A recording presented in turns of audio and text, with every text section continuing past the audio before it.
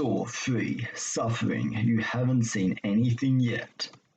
So this is the last movie I believe that James Wan and Leigh Whannell were involved in.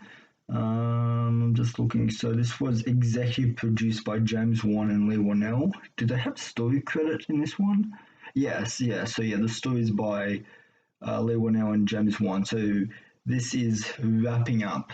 This is wrapping up what they started in the first movie, and this was also written by Leigh Whannell, so which he starred in the first movie. So yeah, Saw 3. This is the installment in this franchise where the franchise died for a lot of people. Like when you talk to the general response for these movies, like most commonly people like 1 through 2 or 1 through 3, and then it kind of dies for them. I really enjoyed Saw 3. I don't think this is a bad entry in this franchise, but I don't think it's as good as Saw 2, because I think the twist in this one, it's not as good as the one in Saw 2. I think the one in Saw 3, I think it's more shocking because they literally kill off their main character in this one, which yeah, you would not expect that three movies in out of an 8-movie franchise. So yeah, that was shocking. But yeah, I'll get into the twist ending more, because there is more to break down about that twist ending. And because I took like 2 pages of notes for this movie, so yeah, there's a lot to get through here. So yeah, let's get into it. So the opening scene to this one, it picks up directly where Saw 2 left off, with Detective Matthews being chained up in the bathroom setting from the first movie. And then we see Detective Matthews slam down a brick on his foot, and then he snaps it off, like a really gruesome opening scene. It's like it took Dr. Gordon around 8 hours to convince himself to cut off his own foot. Like Detective Matthews, he's only been in this bathroom for like less than 20 minutes, and he just gets it done and over with, because he's fed up with this shit.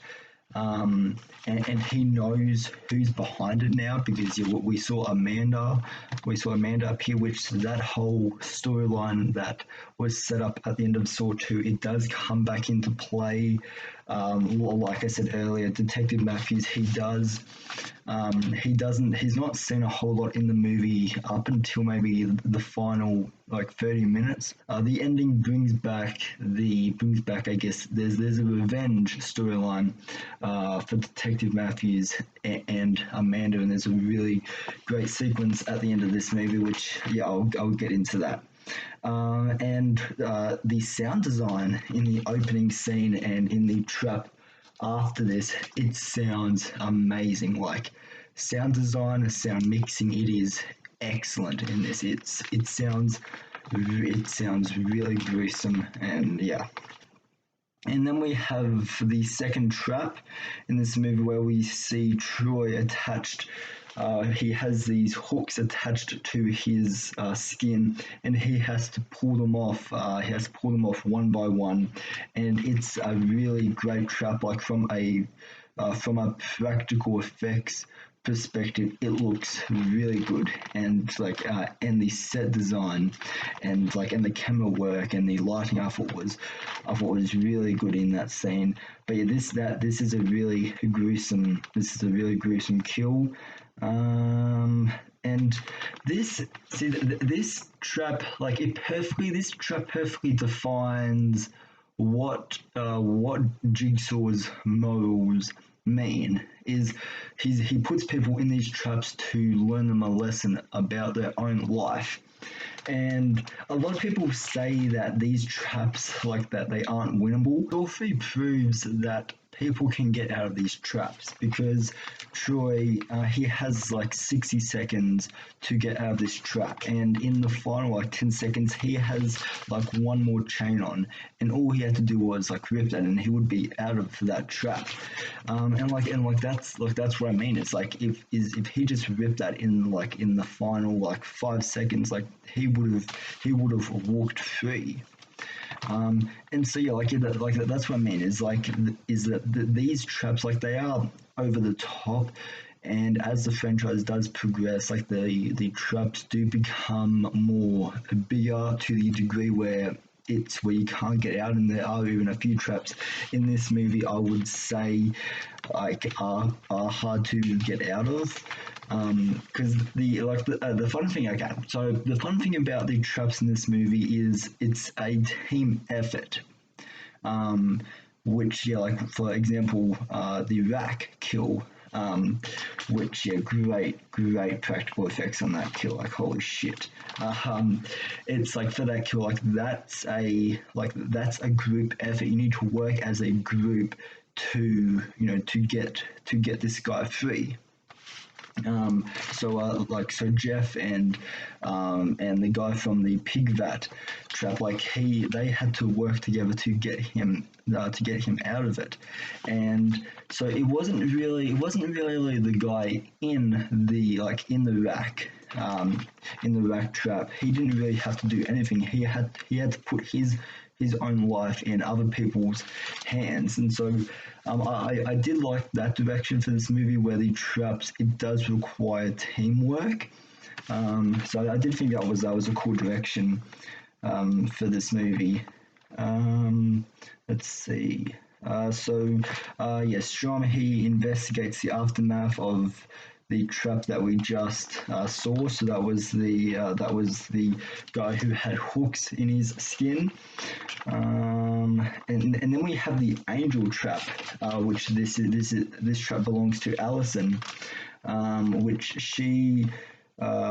she's been a supporting investigator in the first three movies. This trap, I think, is really cool. I think this trap has great set display, like as far as props and all that, like great set design and all that, and the practical effects on this kill are amazing. Like, I think this might have probably the best practical effects in this entire movie. A positive which I brought up in my Saw 2 review, which was the transitions.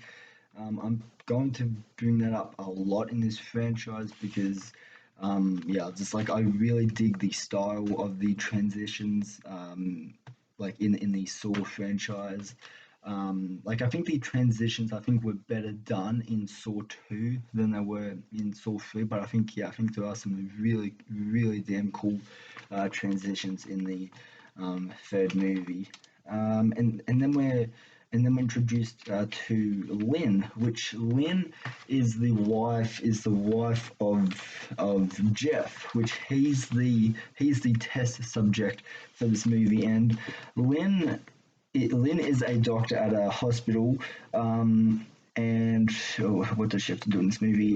Who is kidnapped by Amanda and brought to John Kramer, and John Kramer wants Lynn to keep John alive, and that's Lynn's test in this movie. Is she has to keep John alive. She has to keep his heart beating. Lynn has this neck object around her neck, and if John's heart rate stops, it will explode, and it will kill Lynn and John.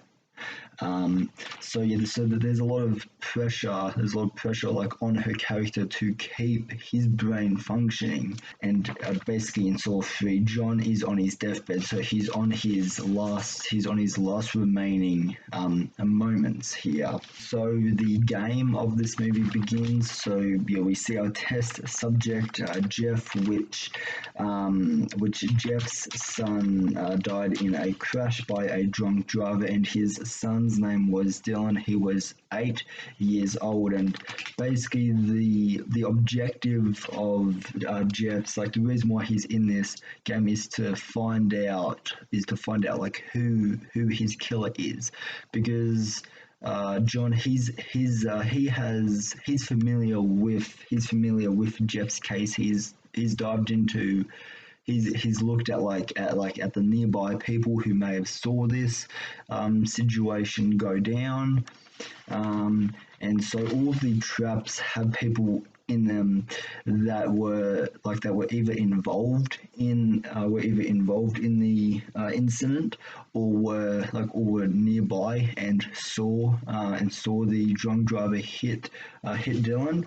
And so yeah, Jeff is put to the test on to whether or not let these people live, and that is up to him. The first test that Jeff has is he enters this room that is like below temperature. It is freezing, and the victim that is in this room she wasn't involved in it, but she was nearby and she saw it happen. And so this is all explained through the tape that is played. And so Jeff here, he has the choice to let her live or not. Attention to detail in this scene I really dug, because before Jeff even enters the room, in little gaps in the door, you can see kind of frost coming out of small gaps, and it's just like those little details that kind of tease the build up to that trap, which I really like. That if you look close, you'll be able to see the frost on top of the below temperature. She's also having freezing cold water being sprayed onto her, and it's Jeff's choice to let her live or not, to see her pain, to see her suffering, to see her screaming, or to do his or for Jeff to do his task and get the key and let her walk free like nothing happened. Because on the tape it says that she was nearby and she didn't report this incident to the police, and yet she just went about her day like nothing happened. And so yeah, he's faced with these types of scenarios. There's a second room that comes up later on in the movie, which is the pig vat trap, where it's kind of a different scenario to this first room, which I'll get to that, because I have six other points to get through before I talk about the pig vat trap. But I saw Freed also teases the reverse bear trap, which this is a trap we haven't seen in this franchise yet. We don't see it activate until Saw 3D, the final chapter. We see it in the first movie with Amanda's trap, and actually see it play out like it's intended to be. Then is walking around trying to find items to kill Amanda with. And Amanda notices Lynn doing this, so yeah, she goes up to Lynn and tells her, I have seen you looking at weapons. I saw you, looking at this axe trying to kill me.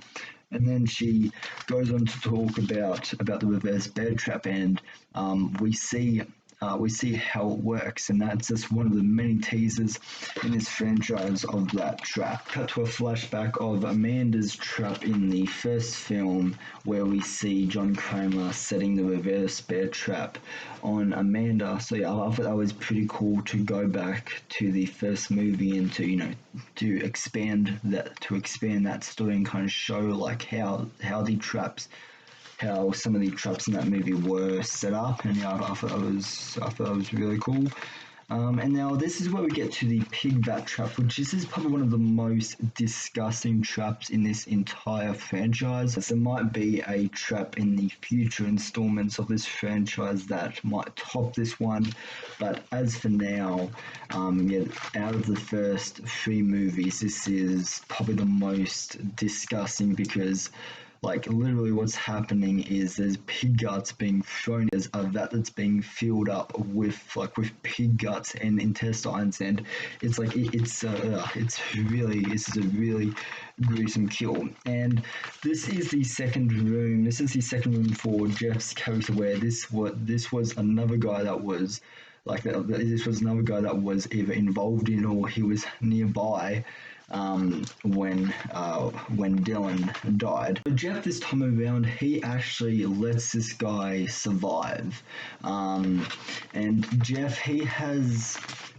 his own choice to make here. He can let this guy die, and he can keep Dylan's toys that remind him of Dylan. So there's still that memory of him left, or he can burn this cabinet of Dylan's toys and get the key and free the guy in the vat. And so Jeff, what he does is he burns Dylan's toys, and he gets the key. And this is probably the only victim in this movie that Jeff saves. So yeah, and then what else? And then there's a flashback where we see Amanda was working with Jigsaw at the time of the first film. So the flashback is we see Amanda helping John carry Dr. Gordon's body and Adam's body into the bathroom. So setting up the game that we are seeing in the first movie, which what this trap tells me is, at least my understanding of it, is Amanda's trap took place, her trap in the first movie, it took place before Adam and Dr. Gordon were even in the bathroom. Because we see Amanda carrying Adam's and Dr. Gordon's body into the bathroom. Well, in the flashback, it was just Adam's body. I don't know if Dr. Gordon was actually there. I didn't actually notice that, but yeah, we saw Amanda carrying Adam's body and chain him up to the wall. And then there's a flashback. And then there's a flashback to the aftermath of the first movie, where we see Amanda go into the bathroom and suffocates Adam, and we see Dr. Gordon's foot from when he cut his foot off at the end of the first movie. And so, yeah, we see Amanda suffocating Adam and left his body to rot inside the bathroom because by doing this, Amanda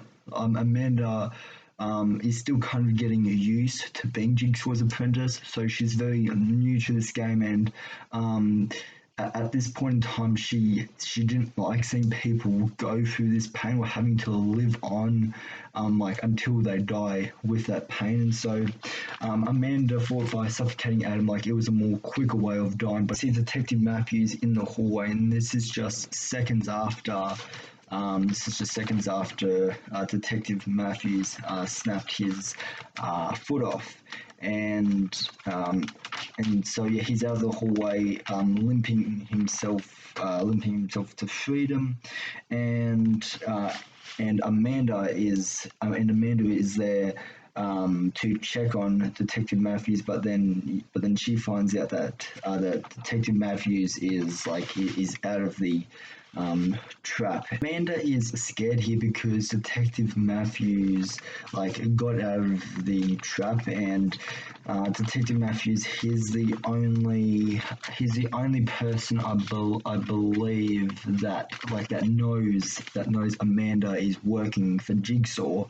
And so Amanda is thinking that that Detective Matthews will go tell the entire police station about Amanda and what John Kramer is doing. The police already know that John Kramer is doing this from the events of the second movie.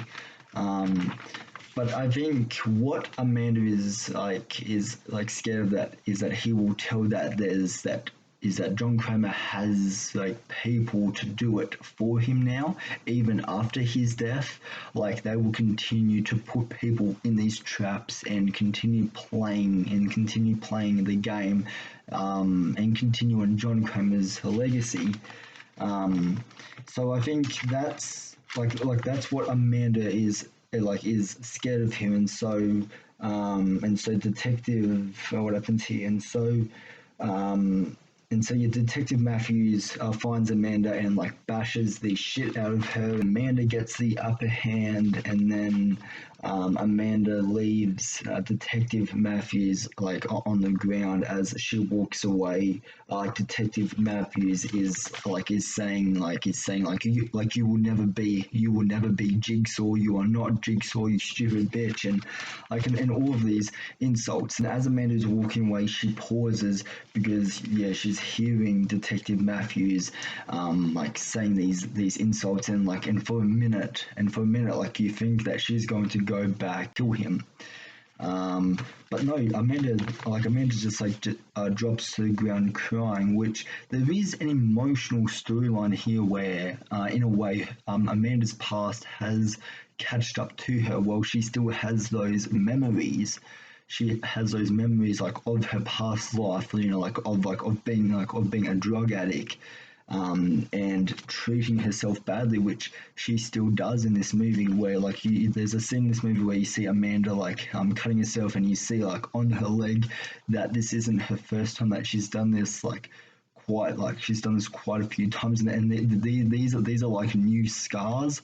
And that was the reason why John Kramer, Jigsaw put Amanda in back in the game in Saw 2 was because she wasn't treating her body right. But now that she's an apprentice, she's trying to hide that from John Kramer. Past still lives in her. There's still things that she thinks about, and this whole franchise is about leaving the past behind, and it's all about time as well, which they are two important elements in this franchise. Is about stuff that you've done in your past, and then those consequences for what you've done in your past, which then will lead for a brighter, better future. If you make it out of the trap, and through doing the trap, you're being, as I said in my Saw 2 review, you're being taught that lesson to be a better person, and to kind of let go of that past. There was a deleted scene where Amanda actually turned back to go brutally stab Detective Matthews with his knife, and as far as I know, Detective Matthews, he's still alive in this movie. But yeah, they were originally going to kill Detective Matthews in this movie. So yeah, just a fun little fact there. And in this movie, actually, Amanda actually dies at the end of the movie. This is where the first twist happens. This whole movie, this was Amanda's test. She was put to the test to live on as Jigsaw's apprentice, and to be much more than that, to continue the legacy, of Jigsaw, and to continue what he's doing. And so yeah, this was a test too. This was all a test. Everything was in place for her to be the next Jigsaw. She failed the test. She wasn't brave enough. She didn't have what John Kramer had to continue on his legacy. And I did not really see that coming, because we only found out Amanda was Jigsaw's apprentice at the end of the second movie. But then in this movie, that's expanded on more, where Amanda has been working for Jigsaw for longer than we have expected since the events of the first movie. Jeff bursts into the room, and he finds his wife, which was Lynn, as I mentioned at the beginning of this review. And John Kramer has one final test for Jeff, and that's to kill him, or to save his wife, which Lynn's test for this movie, as I've mentioned, was if John's heart rate stopped, the explosive neck device around Lynn would explode. And so Jeff makes the choice here to kill John, which we don't really see what happens. We don't really see what happens after that, but we can only assume that his wife did die because she didn't I guess follow her test.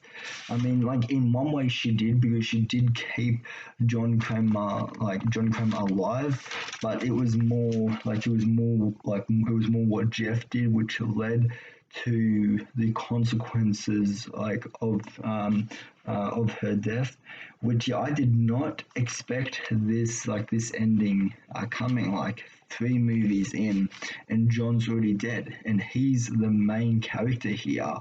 So yeah, I did not see that coming. But with the complicated storytelling that this franchise has, and the timeline connections, they found a way to continue it on, and that is Saw 3. I didn't like this twist ending as much as I did Saw 2. Saw 2 was more shocking to me, but Saw 3, it did have that shock value to it. Because it's been a while since I've actually seen Saw 3, so I didn't really remember this movie all that well, so I didn't really remember what the twist was, but it didn't have that same impact on me as Saw 2's ending did. But yeah, I do think this ending, I think it does definitely have that shock value. It's a very ballsy move to kill off your main character in a franchise, 3 movies in, out of 8 movies, 3 movies in is quite early to kill off your main character, which I don't know many movie franchises that do that. So I can give Saw the respect that it does do something different compared to a lot of your typical horror movie franchises. It's willing to take risk, and it's willing to kind of tie that up to events that will happen in the future and in the past, as we do get into that in Saw 4, which that's where there's a lot of going back in time. Saw 4 I'm looking forward to watching, because that's the twist ending to that one. Having Saw 3 fresh in my mind now, Saw 4 will be a lot of fun to watch. So yeah, I'm looking forward to that. Anyways guys, let me know down in the comments, have you seen Saw 3? What did you think of it? Did you like it? Did you think it was meh, or did you really not like it? Let me know all your thoughts and opinions down in the comment section down below. So anyways guys, I hope you have a good rest of your day, evening or night, wherever you are, and I'll see you in the next video. Alright, bye.